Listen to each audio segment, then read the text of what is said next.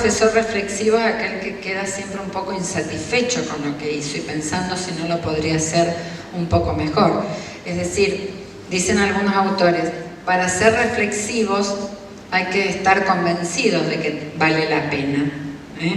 Si uno no pone ese grado de voluntad, es porque supone algo más trabajoso, a veces hasta cuestiones inconscientes que no quiero revisar, porque total así estoy cómodo.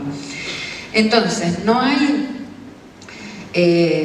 volviendo a la pregunta puntual, sería muy interesante que los equipos de cátedra trabajen interdisciplinariamente, porque eso también ayudaría a formar profesionales que sepan trabajar interdisciplinariamente. No es que el mismo profesional haga interdisciplina. Yo incluso no sé si cabe hablar de un currículum de grado totalmente interdisciplinar, porque en realidad son los profesionales que provienen de cada disciplina los que ponen en función de la resolución de un problema práctico la mirada de las diversas disciplinas. Es decir, si pudiésemos conformar equipos de cátedra con miradas de distintas disciplinas, en algunas carreras más que otras, por ejemplo, la mirada sociológica es importante en toda formación profesional. Si estamos diciendo que las prácticas profesionales son siempre sociopolíticas, y bueno, algo dentro de esa formación general debería estar. Y mejor si no está aislado, porque entonces en sociología de las prácticas se ve una cosa, pero después los que enseñan instrumentalmente hacen totalmente otra. Entonces, por eso hago hincapié en esto del trabajo interdisciplinario en los equipos de cátedra. A mí me parece genial esas experiencias de integración. Tratar de mantenerlas en el tiempo, que no sean esporádicas, ¿no? A lo mejor incluso a veces hay que bajar un poco las pretensiones para que no nos lleve ese trabajo tan desgastante de una jornada, preparar y la hacemos y quedamos de ruido y entonces de aquí a 5 años volvemos a hacer la otra, sino ver cómo eso lo hacemos como más o menos sistemático, porque si no le dimos un flash de reflexión al estudiante que puede haberle incidido, porque a veces dicen, esa vez que hicimos eso, pero lo interesante es que lo formemos sistemáticamente en otra manera de ver la profesión, porque eso va a ser lo único que va a mover el hábito profesional y permitirle generar otros hábitos de trabajo, ¿no? Que en definitiva. Entonces están muy buenas esas experiencias. Por supuesto que si en el diseño de formación integramos equipos, otros espacios de otras miradas y mejor interactuando con los equipos de esa otra mirada, mejor aún. Yo no creo en los diseños curriculares perfectos, sino que creo más en el trabajo de equipos de cátedra e intercátedras. Eso es como algo indispensable. Como verán, no doy la respuesta y la solución, sino que como abro cosas para pensar un poco, ¿no? Así sería. Otras cosas, a ver.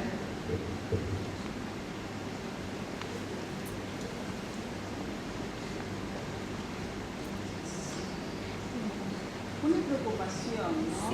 Sí. Porque nosotros los que estamos acá capacitándonos, no somos los que vamos a dirigir una institución o una cátedra en este momento. ¿Sí? A lo mejor estamos trabajando con otra gente que no está preparada de la misma manera y no piensa igual. Entonces, tenemos que trabajar de abajo hacia arriba. Y pienso en voz alta, entonces, y le consulto, ¿cómo podría hacerse un decano que pensara de esa manera y orientara todo el proceso de formación profesional en esa línea, en forma de reflexión, orientar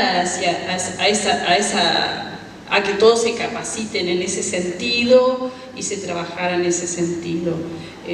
No sé si le estoy complicando mucho, pero es una realidad que a mí me preocupa. No, ese es el desafío, podríamos decir. No, o en general los cambios no son por decreto, porque además los cambios por decreto no funcionan.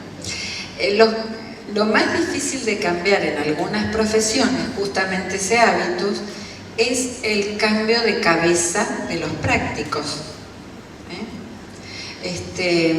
En la docencia, si no se la considera totalmente una profesión, una de las razones es porque justamente las investigaciones inciden escasamente en la práctica. ¿Qué quiere decir?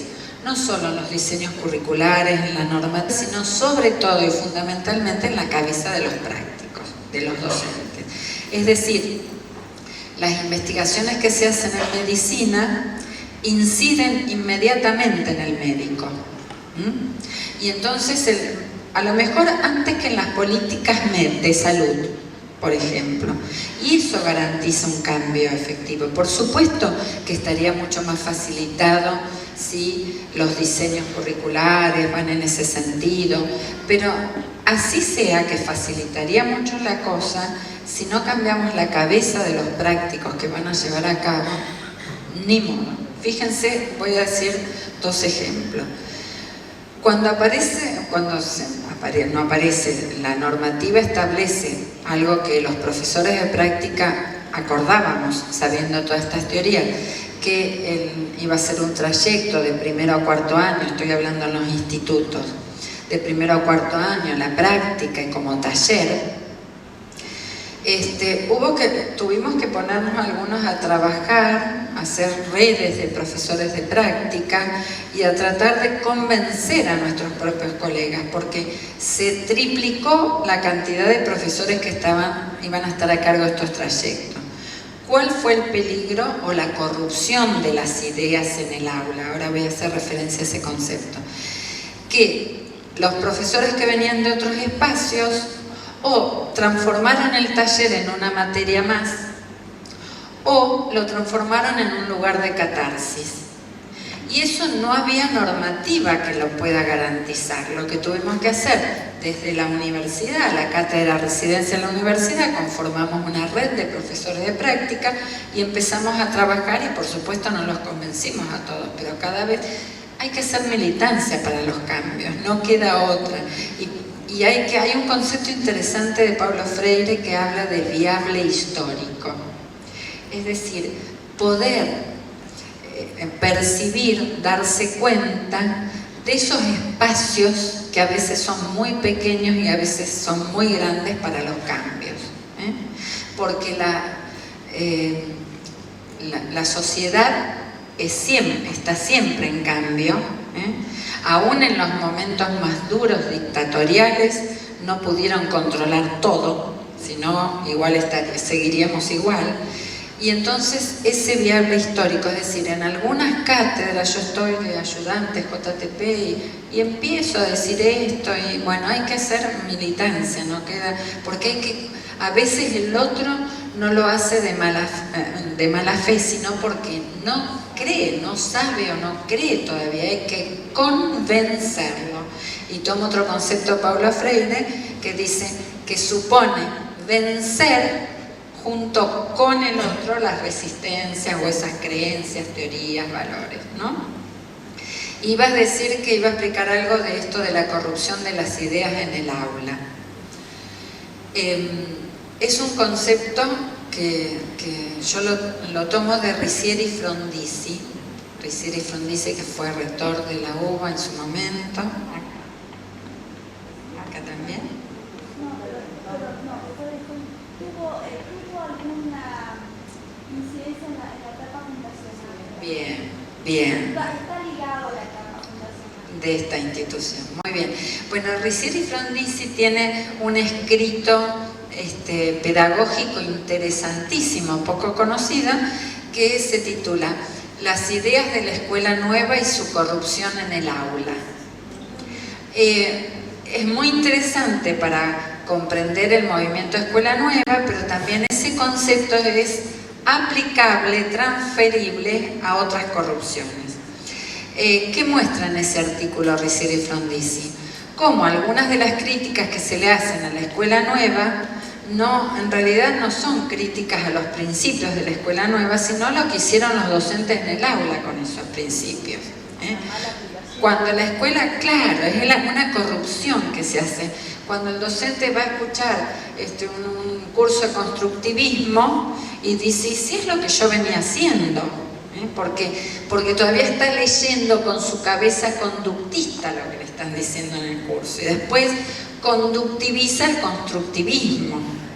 Bueno, habría ejemplos a miles, cómo entendieron la psicogénesis los docentes, algunos docentes, etc. Y también sería aplicable para esto. Ojo con creer que estos aportes están valorizando tanto el conocimiento práctico, la construcción del conocimiento práctico y experiencial, que se crea que lo que estamos diciendo para un profesional no hace falta teoría, sino con hacerlo hacer prácticas, bastaría. No crean que es loco, es muy loco lo que estoy yo diciendo. Yo participé, me acuerdo ahora de un ejemplo bien concretito. Participé de la Comisión de Cambio Curricular para la Formación Docente en mi provincia.